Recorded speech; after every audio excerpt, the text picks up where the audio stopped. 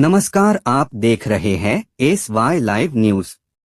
ठाणे के नौपाड़ा इलाके में एक नामी ऑनलाइन कंपनी के गोदाम पर FDA ने बड़ी कार्रवाई करते हुए उसे सील कर दिया है।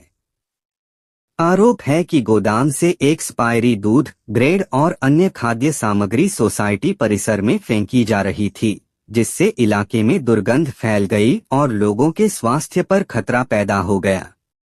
स्थानीय लोगों की शिकायत पर भाजपा नगर सेवक संजय वाघुले मौके पर पहुंचे और खाद्य एवं औषधि प्रशासन से कार्रवाई की मांग की।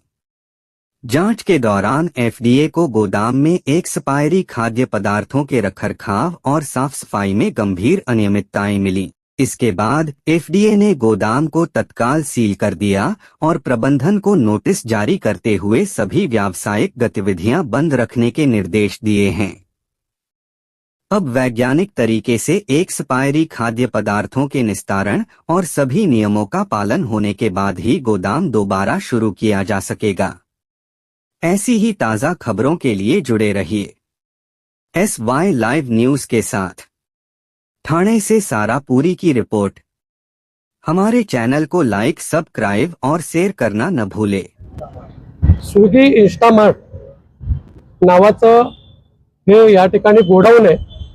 Shivanand society MG road Naupada या ठिकाणी गेली वर्षभर हे स्टोर या ठिकाणी चालू आहे। स्थानिक सोसायटीमधील नागरिकांच्या तक्रारी आल्या होत्या की या ठिकाणी सोसायटीच्या आवारामध्ये स्वच्छता ठेवली जात नाहीये आणि आपण बघितलंय की एक्सपायर झालेल्या दुधाच्या पिशव्या आहेत, बॉक्स आहेत आणि घाण वास सोसायटीमध्ये पसरलेला आहे। मलेरियाची साथ चालू आहे, डेंग्यूची साथ चालू आहे। या ठिकाणी 11 वाजता आल्यानंतर स्वच्छता निरीक्षक आले होते, त्यांना अरेरावी करण्यात आली की हे या प्रिमाइसमध्ये तुम्ही येऊ शकत नाही, इथे आम्ही स्वच्छता ठेवतो। त्यांना त्या ठिकाणी अरेराव केल्यानंतर त्यांनी मला फोन केला। या ठिकाणी प्रत्यक्ष घटनास्थळी आल्यानंतर त्यांच्या स्टोअरमध्ये एक्सपायरी झालेल्या काही वस्तू भेटलेल्या आहेत। FBI चे अधिकारी गायकवाड साहेब या ठिकाणी आलाय, त्यांनी पंचनामा केलेला आहे। ज्या काही कंडिशन या इंस्टा डीमार्टला पाहिजेत त्या कंडिशनचं पालन या ठिकाणी केलेलं नाहीये। त्यामुळे आता त्यांनी हे सर्व कंडिशनचं पालन केल्यानंतरच हे शॉप चालू करण्यात यावं असं त्यांनी सांगितलेलं आहे आणि आता शॉप सील करण्याची कारवाई चालू आहे। सकाळी या ठिकाणी अस्वच्छता दिसल्यानंतर FBI चे अधिकारी आहेत, गायकवाड साहेब असतील, तुकाराम मुंडे साहेब असतील, त्यांना आपण मेल पाठवलेला आहे, त्यांना फोटो पाठवलेले आहेत। आमची एकच अपेक्षा आहे की आपण सर्वसामान्य नागरिकांना या डीमार्टमधनं अन्न सप्लाय करतो, मग दूध असेल, त्या ठिकाणी खाद्य वस्तू असतील, हे ज्या भागातनं ज्या गोडाऊनमधनं सप्लाय करतो तो भाग हा स्वच्छता असली पाहिजे। त्या ठिकाणी स्वच्छतेचं पालन करायला पाहिजे। आपण बघितलं त्या ठिकाणी जे कर्मचारी आहेत त्यांची वर्षातनं 6 महिन्यातनं मेडिकल व्हायला पाहिजे, तो भाग स्वच्छता पाहिजे।